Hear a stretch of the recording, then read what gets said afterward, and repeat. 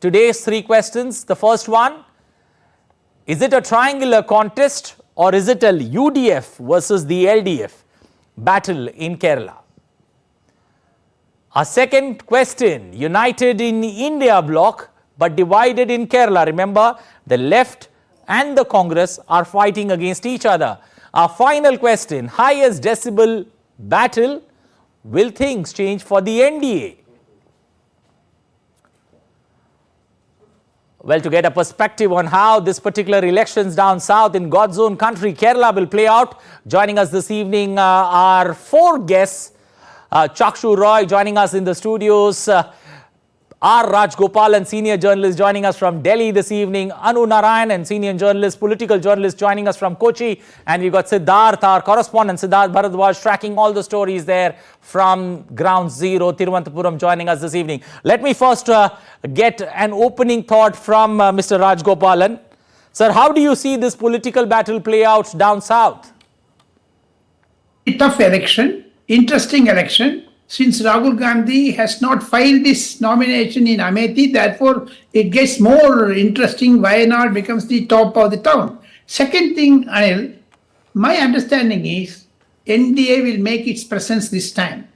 Second, the most important aspect is Congress is in a dwindrum. Congress is in a quandary. Okay. CPM leader, Mr. Pinarayi Vijayan, has been attacking Rahul Gandhi left, right and center. Even Achyutanandan said Rahul Gandhi is a mamul baby. So therefore, Rahul Gandhi has become an entertainer in Kerala politics. Apart from that, Anni Raja, the wife of Anni Raja, is contesting against, Mr. Rahul Gandhi. If you go to the adjacent state, Tamil Nadu, day before yesterday, when the pollings were finalized, Pinarayi Vijayan was attacked by Congress people in Kerala, but they are good friends in Tamil Nadu. Therefore, there is a division in the India line. That is why Prime Minister Narendra Modi has been saying, "Ek jagah par kushti hai, ek barabar dosti hai." So in that context, I would like to put in my perspective is because CPM is trying to become a Hindutva party, thereby opening the Sabarimala. Okay. Let me also get Anu Narayanan into this. Mr. Narayanan, is this a battle between the left and the Congress? And the way the political, pitching has been done, that gives the sense on how this particular election will play out. Or do you see this particular election, turning into very much a triangular contest like we saw in Tamil Nadu? Anil, when they say that it's a triangular battle, it's only in Thiruvananthapuram, some just like constituencies like Artingal and all. Okay. But in most of the, I think in the 17 seats, it's a UDF-LDF contest, and it's BJP is actually playing a spoiler role there. Okay. So how much BJP is getting the votes in those constituencies, that the 17 other constituencies apart from Thiruvananthapuram, Thrissur and Artingal, those are the spoiler votes which I think which will affect the Congress itself, because all the votes with BJP is actually eating is from the Congress kitty. Okay. And when coming to the case of these three constituencies in Thiruvananthapuram, Thrissur and Artingal, in Thiruvananthapuram the contest is actually between Shashi Tharoor and Rajiv Chandrasekhar, and Mr. Panchayathan is, I don't think that he is in the scene. Because it is the first time that in Thiruvananthapuram they are seeing a very organized campaign from the BJP side, very professional. The professional team of Rajiv Chandrasekhar is there. He is actually getting the move from every assembly constituencies on a weekly basis, and the factor that Shashi Tharoor is actually aiming for is getting more and more of CPI-CPM votes, the left votes. Okay. He has openly said that if I need to win here, I need to get the left votes too. Okay. So it is a contest between BJP and Congress in Thiruvananthapuram. Okay. Let me also get Chakshu in this discussion. Chakshu, how do you look at it? Is it a battle between the two, or as Mr. Narayanan put it, you could see the left votes, getting transferred either this way or that way, and that could be a big game changer in this election. A couple of very interesting observations that some of our panelists have made. One, I think that in politics, nobody gives an inch. Alliance or no alliance, everybody's going to put up a tough fight. And from the candidate profile that you put at the beginning of the show, there are no candidates who are of a lesser degree, right? Everybody's putting in a tough fight. The other interesting part is that when I was looking at the numbers, what I saw was that out of the 19 Lok Sabha MPs who are contesting, the churn is very less. So parties haven't changed their candidates. 16 of the Lok Sabha MPs are contesting from the same seats that they were earlier. So that's a good sign. The candidates must be hopeful. The other interesting part is the number of women voters. That also translates to the number of women candidates. So 13% of the candidates are women candidates, which in phase 2 is going to be the highest percentage of women candidates. The last part that I want to reflect on is will Kerala send younger MPs or will Kerala send middle-aged MPs? Okay. Now, from what the profile that you were showing in the data, it seems as if the average age of the contestants in Kerala is anywhere between 55 to 56 years. There are some people who will buck the trend, but that's largely where the number is. So, will Kerala be sending younger MPs? Probably not. Okay, let's also get Siddharth there, who's got his ears to the ground on how this particular election is playing out. Siddharth joining us from Thiruvananthapuram. Siddharth, you had an interaction today with both the contestants or all the three contestants from the seat in Thiruvananthapuram. What's the sense that you get? Because Kerala, I am told time and again, and I've listened to many experts, that is one of the most difficult states in India that you can ever get your number game right. Well, first of all, a very good evening to you, Anil, and you've certainly put it right. I'm here in Trivandrum right now, where I would like to say, as per my assessment, that it's a triangular battle between the BJP, the Congress, and the CPI. From the BJP, as we know, Rajiv Chandrasekhar is contesting. From Congress, Dr. Shashi Tharoor, and from CPI, the candidate which is contesting, we can just get an assessment of everything when I'm saying this, that it's a triangular battle which is happening. And as the state of Kerala gears up for the elections, here this time around there are good chances for the BJP to open their account. Although I had an interaction later in the later in the evening, had an interaction with Dr. Shashi Tharoor, who was very confident that he will be winning these elections this time around as well. And he was saying that number 2 could be BJP and number 3 could be CPI. But when I had an interaction with people here at ground zero, they were of different opinion.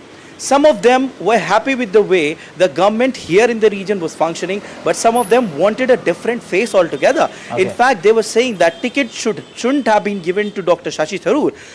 The candidate could have been a different candidate here in Congress. Okay. So they were said they have different issues. Okay, different issues. Some of them were really upset with the.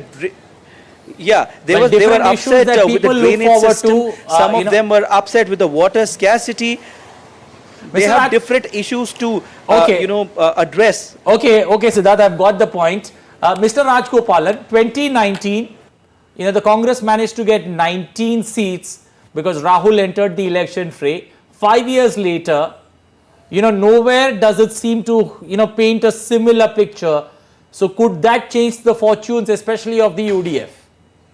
Definitely. What you put it is absolutely correct, Anil.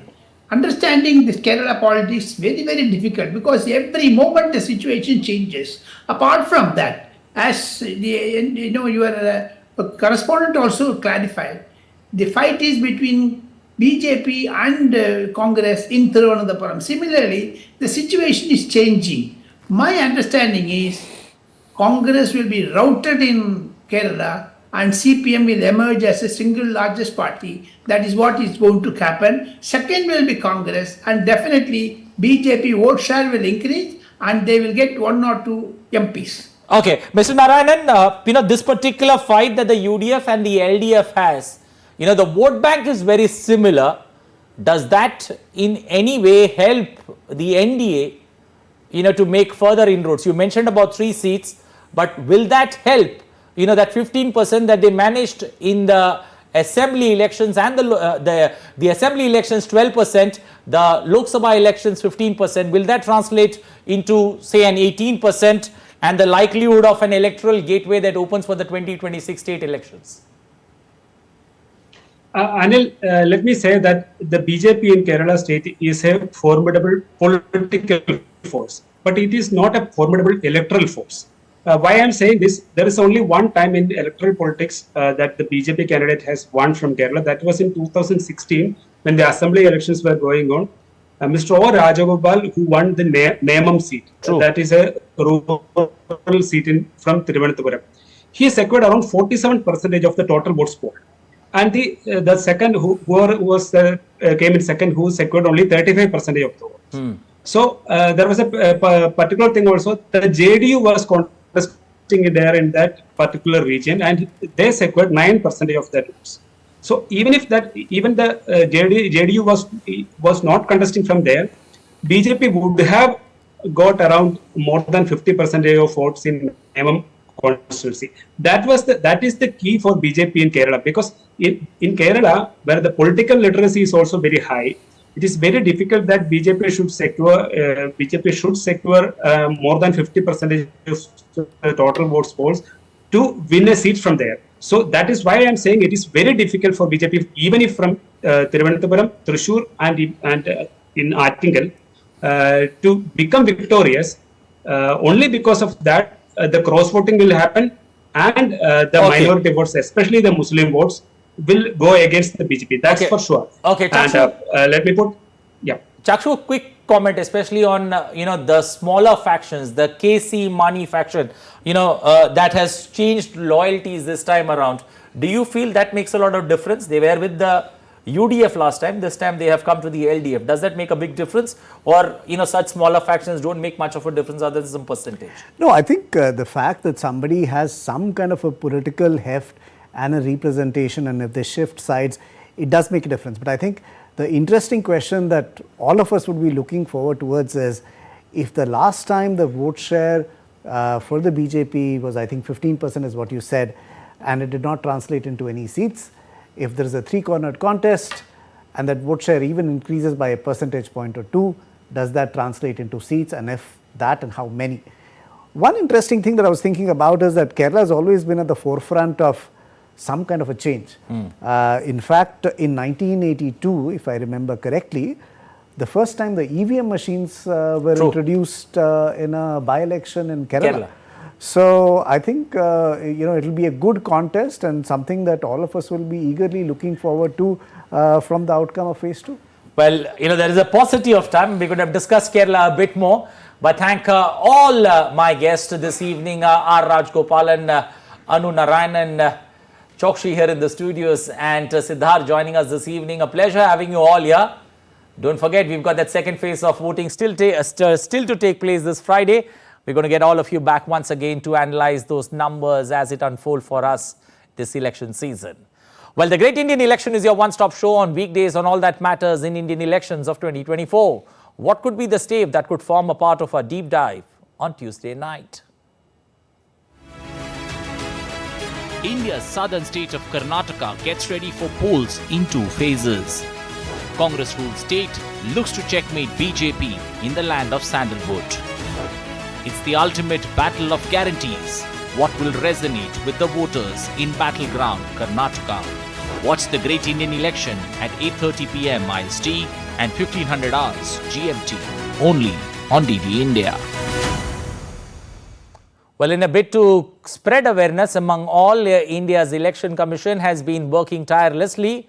A promo video that's featured the district collector and Sweetie, the vibrant mascot of Sweep in Wayanad, as we saw through the beauty of democracy and nature. Take a look, enjoy. Good night from the entire team.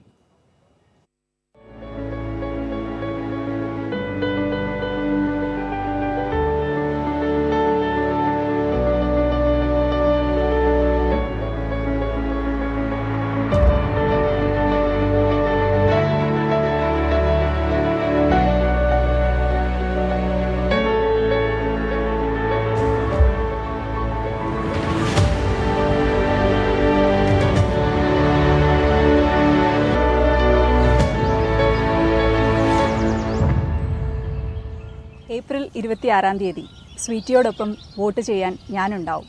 നിങ്ങളുണ്ടാവില്ലേ?